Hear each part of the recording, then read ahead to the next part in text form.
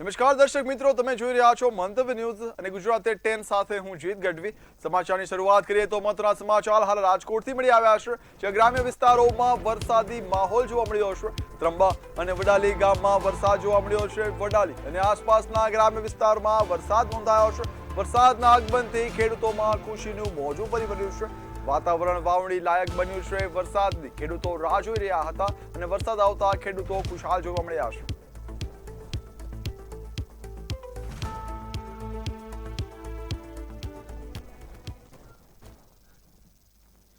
આગળ મહત્વના સમાચારની વાત કરીએ તો સમાચાર રાજકોટથી મળી આવ્યા છે, જે અમિત ખૂટ હત્યા કેસના વિવાદનો મામલો છે તે સામે આવ્યો છે। વાત કરીએ મહત્વના સમાચારની તો રાજકોટથી સમાચાર મળી આવ્યા છે। અમિત ખૂટ આત્મહત્યા મામલો છે તે સામે આવ્યો છે। અનિરુદ્ધસિંહ જાડેજાને હાઈકોર્ટમાંથી જામીન મળ્યા છે। હાલ મહત્વના સમાચાર મળી રહ્યા છે। આત્મહત્યા કેસમાં રાહત છતાં જેલવાસ છે તે યથાવત રહેશે।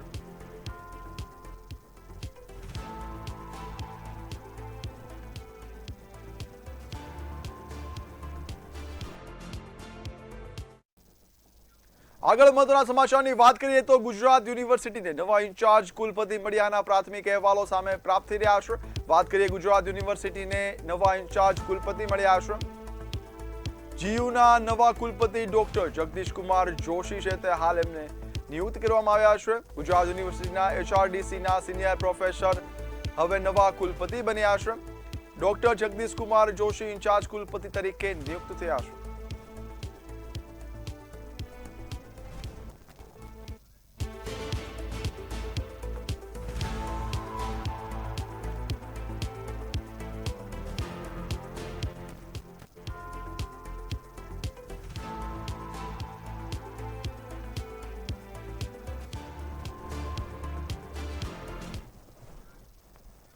આગળ મહત્વના સમાચારની વાત કરીએ તો ફોરેન પોસ્ટ ઓફિસ ખાતે કસ્ટમ વિભાગની મોટી કાર્યવાહી સામે આવી છે। મહત્વના સમાચારની વાત કરવામાં આવે તો ફોરેન પોસ્ટ ઓફિસ ખાતે કસ્ટમ વિભાગની મોટી કાર્યવાહી છે તે સામે આવી છે। ફોરેન પોસ્ટ ઓફિસ ખાતેથી શંકાસ્પદ ગાંજો છે તે જપ્ત કરવામાં આવ્યો છે। કસ્ટમ વિભાગ દ્વારા કાર્યવાહી કરવામાં આવી છે। અંદાજે 500 ગ્રામ થાઈલેન્ડનો ગાંજો જપ્ત કરવામાં આવ્યો છે। રૂટીન ચેકિંગ દરમિયાન એક શંકાસ્પદ પાર્સલ મળી આવ્યું હતું, જે ચેક કરતા તેમાં 500 ગ્રામ થાઈલેન્ડનો ગાંજો મળી આવ્યો છે। પાર્સલના ચેકિંગ દરમિયાન વુડન બ્લોક્સ પણ મળી આવ્યા છે। કસ્ટમ વિભાગ દ્વારા રૂટીન ચેકિંગ કરવામાં આવ્યું હતું અને સમગ્ર ઘટનાનો ઘટસ્ફોટ થયો હતો। જો વાત કરીએ મહત્વના સમાચારની તો ફોરેન પોસ્ટ ઓફિસ ખાતે કસ્ટમ વિભાગની મોટી કાર્યવાહી સામે આવી છે।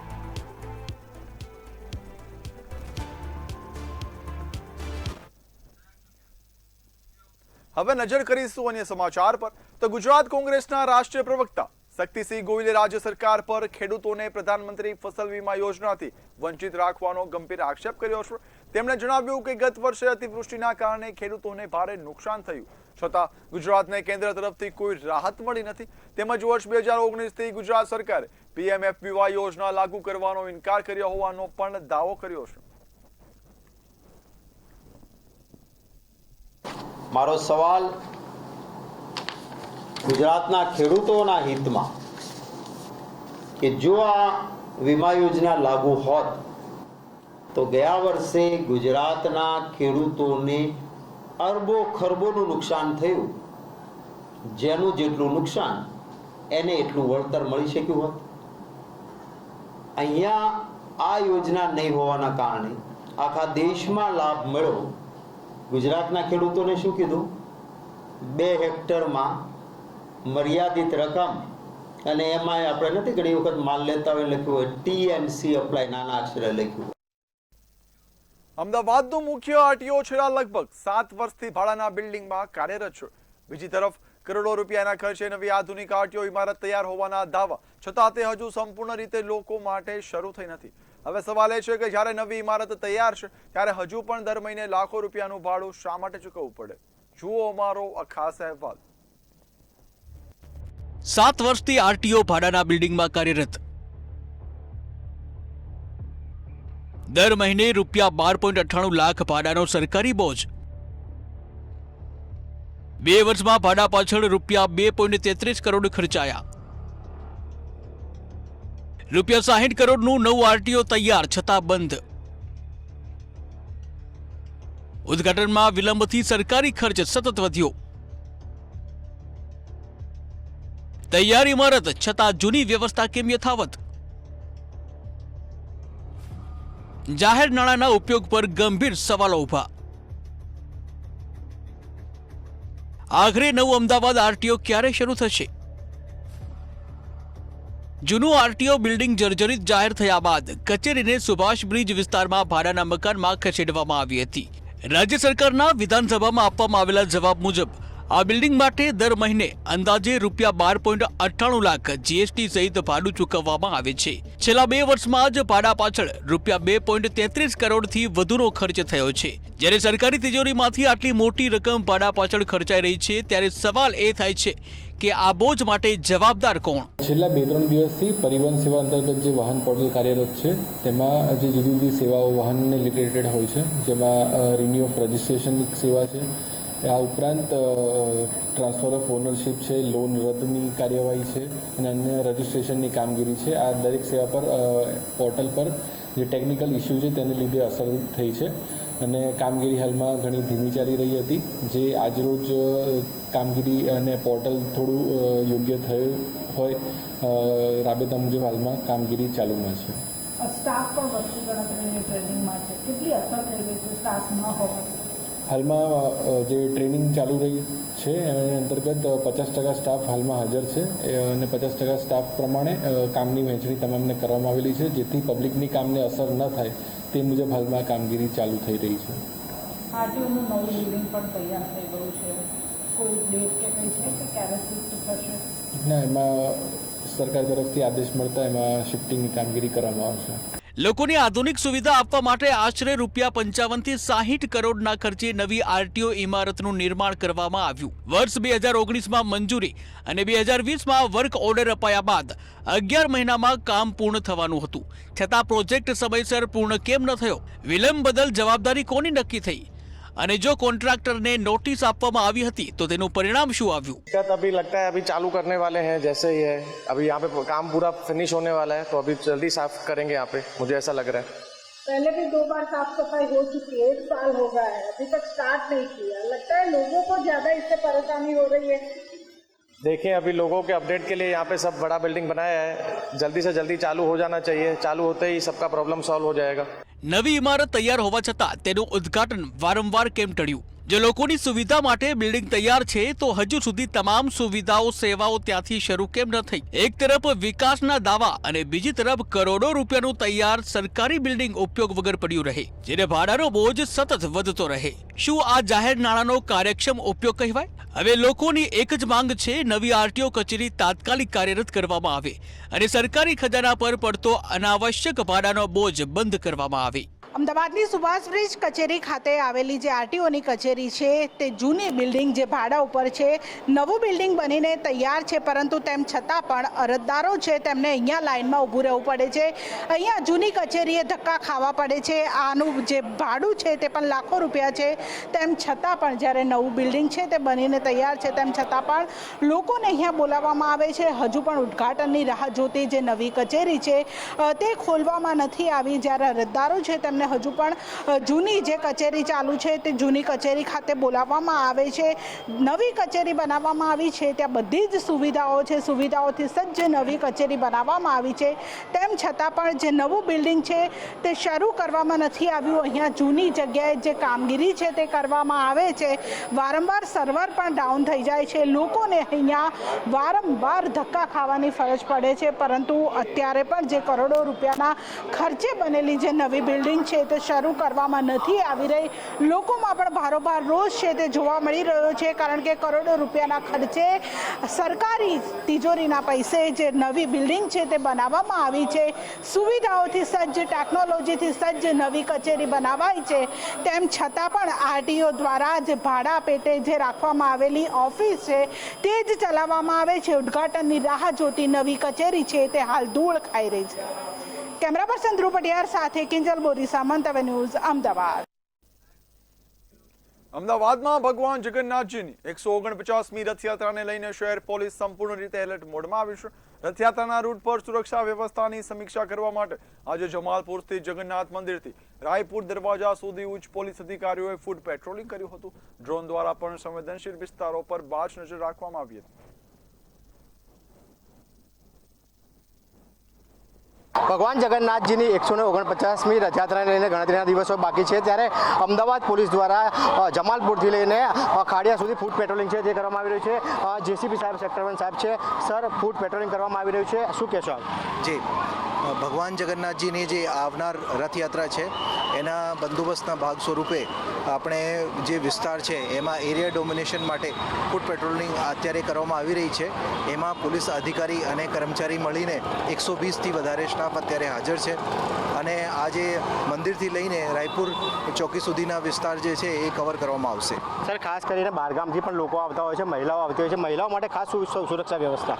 જી, મહિલાઓ માટે આપણી જે શી ટીમ છે એ તૈનાત રહે છે. મહિલા પોલીસ ખાનગી કપડાં તેમજ યુનિફોર્મમાં એની ટીમ રહે છે, તેમજ આખા જે વિસ્તાર છે એ સીસીટીવીથી કવર રહે છે, જેથી કોઈપણ પ્રકારની મહિલાને કોઈ અગવડ ના થાય અને સુરક્ષાના ચક્ર એના સાથે સાથ રહેશે. કરીને ટેકનોલોજીનો પણ ઉપયોગ ગુજરાત પોલીસ કરતી હોય છે. આ ફેરી શું નવું કરવામાં આવશે? જી, જે ગયા વર્ષ સુધી જે પણ નવી ટેકનોલોજી ઉપયોગ કરવામાં આવી છે, જેમાં AI સામેલ છે, એ આ વર્ષે એ ટેકનોલોજી ઉપયોગ કરનાર છે. એની સાથે સાથે ડ્રોન તેમજ CCTV કેમેરાના વધારે ઉપયોગ કરવાના છે, જેથી સુરક્ષિત રીતે આ રથયાત્રા પસાર થાય. સર, ખાસ કરીને ગુજરાત પોલીસના મોટાભાગના જવાનો છે તે રથયાત્રામાં ઉપસ્થિત હોય છે, તેમના માટે કેવા પ્રકારની વ્યવસ્થા? જી, આપણે જે જવાનો છે એના વેલફેર માટે એ જમવાની, પીવાની પાણી તેમજ ORSની ખાસ વ્યવસ્થા કરવામાં આવનાર છે. બિલકુલથી જો વાત કરવામાં આવે તો જે પ્રમાણે ભગવાન જગન્નાથજીની રથયાત્રાને લઈને સંપૂર્ણ જે તૈયારીઓ છે તૈયારીઓ કરી દેવામાં આવી છે. જે સંવેદનશીલ વિસ્તારો છે ત્યાં આગળ ફૂટ પેટ્રોલિંગ છે તે પણ કરવામાં આવી રહ્યું છે. સાથે જ જે અલગ અલગ જે બીજી કોમના લોકો છે તેમના દ્વારા પણ સાથ સહકાર છે તે આપવામાં આવી રહ્યો છે. કેમેરામેન પૂજન સાથે રવિ ભાવસાર, મંતવ્ય ન્યૂઝ, અમદાવાદ. રાજ્યમાં શિક્ષણ ક્ષેત્રે વધુ એક મહત્વપૂર્ણ પગલાં ભર્યું છે. ગાંધીનગરમાં ઇન્ડિયન ઇન્સ્ટિટ્યૂટ ઓફ ટીચર એજ્યુકેશનના નવા અત્યાધુનિક કેમ્પસનું મુખ્યમંત્રી ભૂપેન્દ્ર પટેલના હસ્તે શિલાન્યાસ કરવામાં આવ્યું હતું. રાજ્ય સરકાર દ્વારા આ પ્રોજેક્ટ માટે 127 કરોડનું અનુદાન ફાળવવામાં આવ્યું છે.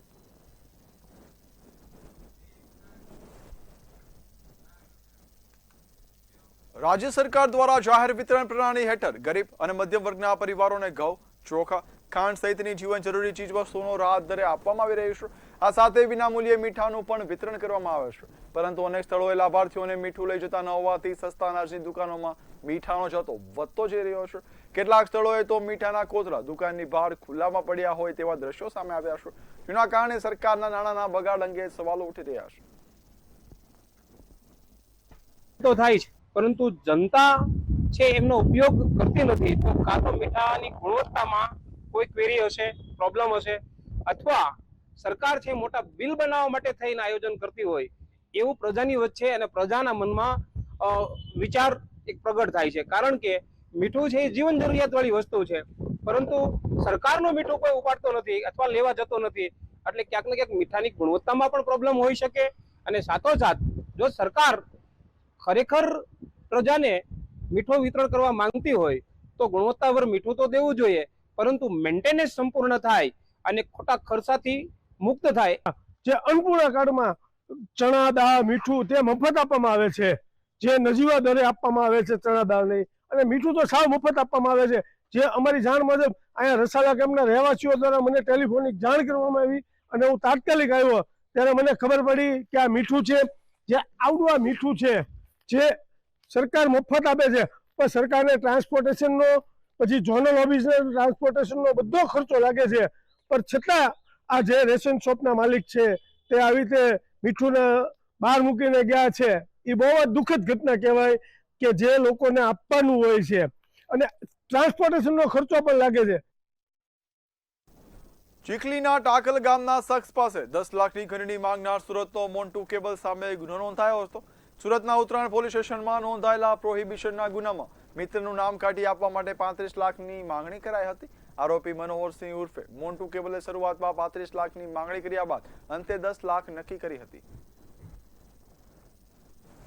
આશરે 15 થી 20 દિવસ પહેલાં સુરત ઉત્તરાયણ પોલીસ સ્ટેશને એક ગુનો દાખલ કરેલો પ્રોહિબિશનનો, જેને લઈ અને ત્યાંથી અંકુર ઉર્ફે રાની નું વાહન પ્રોહિબિશનના કેસમાં જપ્ત કરેલ હતું.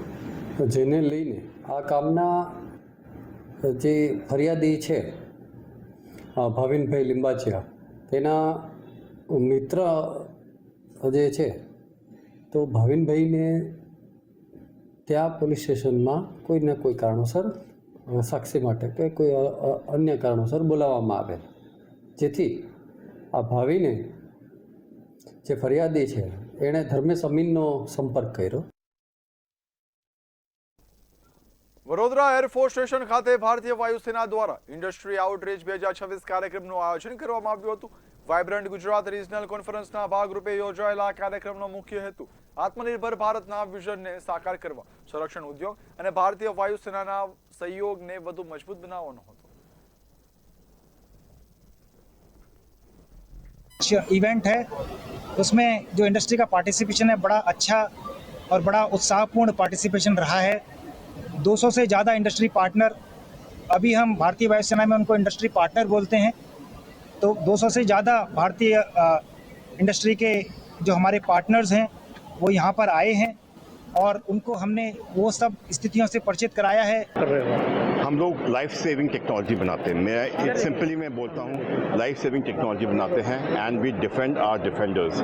मतलब हमारे जो ये आर्म फोर्सेस हैं, नेवी है और एयरफोर्स है, उन पर्सनल को हैजर्डस सिचुएशन में ना पहुँचे, ना सिचुएशन से बाहर आए, इवैक्यूएट करा जाए. तो we make instruments for air, gas, fire and water, so that कोई गैस लीकेज ना हो, टॉक्सिक हैजर्डेड या एक्सप्लोसिव गैस की लीकेजेस ना हो.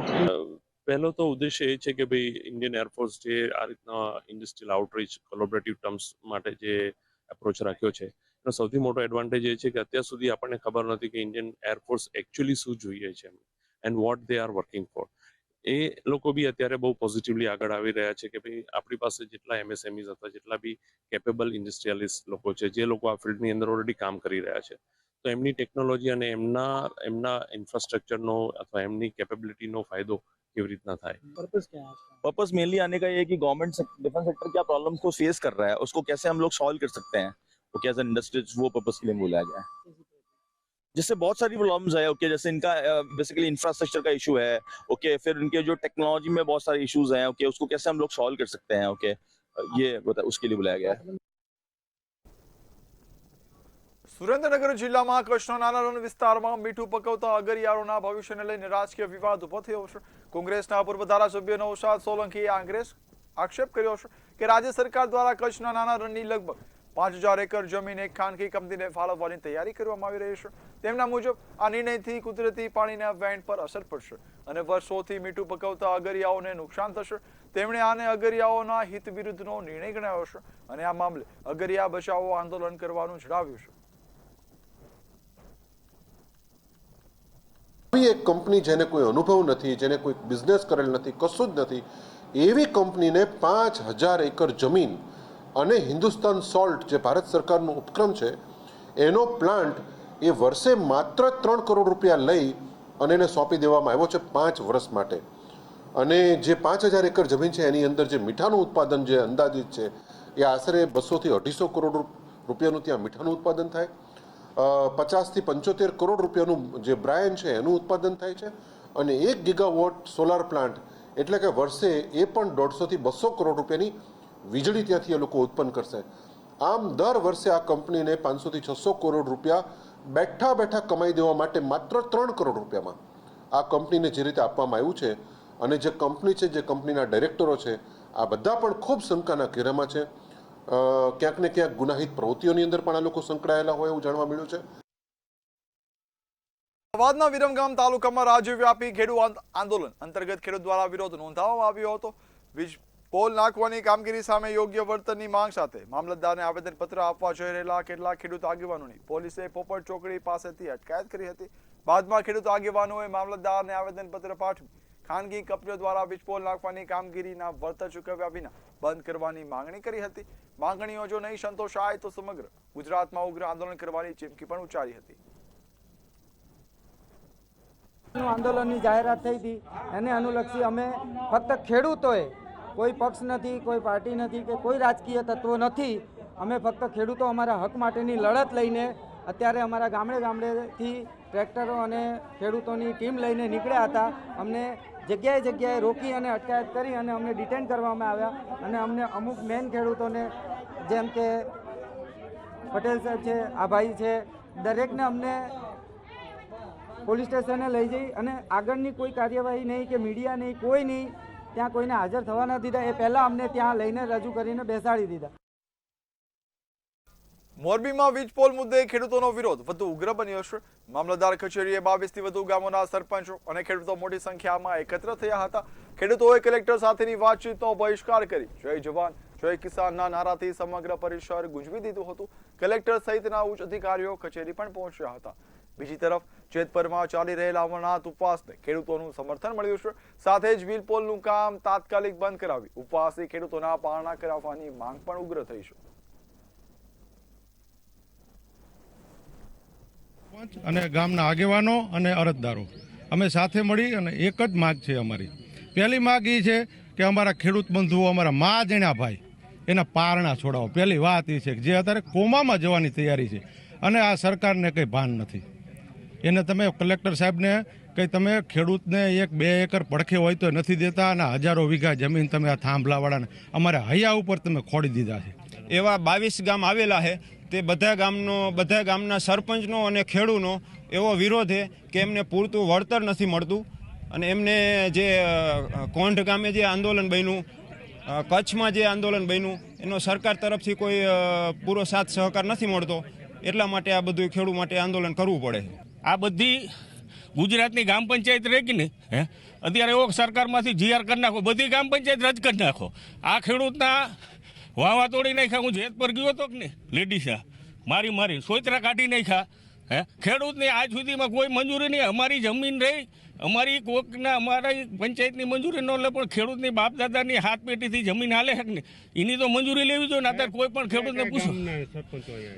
22 ગામના સરપંચ છે અત્યારે સરકારના ચોપડે ચડી ગયેલું લીસ આખા હળવદ તાલુકા ફરે છે. એ અહીંયા અત્યારે એકત્રિત થયા છે. કલેક્ટર સાહેબે બોલાયા હતા, પણ અમારો સંપૂર્ણ ટેકો એ જેતપર સાથે છે. જેતપરથી જે નિર્ણય લેવાય એ અમને માન્ય છે. બીજું કે જેમ જેતપરની અંદર કામ બંધ થયું એમ અમારે અહીંયા પણ કામ બંધ થઈ જવું જોઈએ અને જેતપરથી જે નિર્ણય લેવાશે એ અમને બધા હળવદ તાલુકાના સરપંચોને એને શિરો માન્ય છે કે અમારું બધાય ખેડૂતનું સંપૂર્ણપણે સમર્થન જેતપર સાથે છે. કાંઈ પણ તમારે અમારી સાથે વાત કરવી હોય તો જેતપરના અમારા જે ઉપવાસ આંદોલનમાં બેઠા છે ત્યાં આવીને જાહેરમાં રજૂઆત કરો. અમારે ગામમાં આવી રીતે અલગ અલગ થઈને અલગ અલગ મિટિંગ અમારે નથી કરવાની થતી. ખેડૂતનું સંપૂર્ણપણે એક સાથે અત્યારે અમારું આંદોલન હાલે, એને સંપૂર્ણપણે અમારો ટેકો છે. અમદાવાદના ચાણક્ય વિદ્યા સંકુલમાં વિદ્યાર્થીને શિક્ષકે માર માર્યાના વિવાદમાં શાળા સંચાલનનું સત્તાવાર નિવેદન સામે આવ્યું છે. પ્રિન્સિપલ કલ્પેશ પટેલે જણાવ્યું કે શિસ્ત જાળવવા શિક્ષકે વિદ્યાર્થીને ટાપલી મારી હતી. ફરિયાદ બાદ વાલીને બોલાવી સારવારની તૈયારી પણ દર્શાવવામાં આવી હતી. ઘટનાને પગલે શિક્ષકને હાલ સસ્પેન્ડ કરવામાં આવ્યા છે અને શાળાએ ભવિષ્યમાં આવી ઘટના નહીં બને તેવી લેખિત બાહેધરી આપી છે. તેમજ ડીઈઓને નોટિસનો જવાબ પણ સોંપી દેવામાં આવ્યો છે.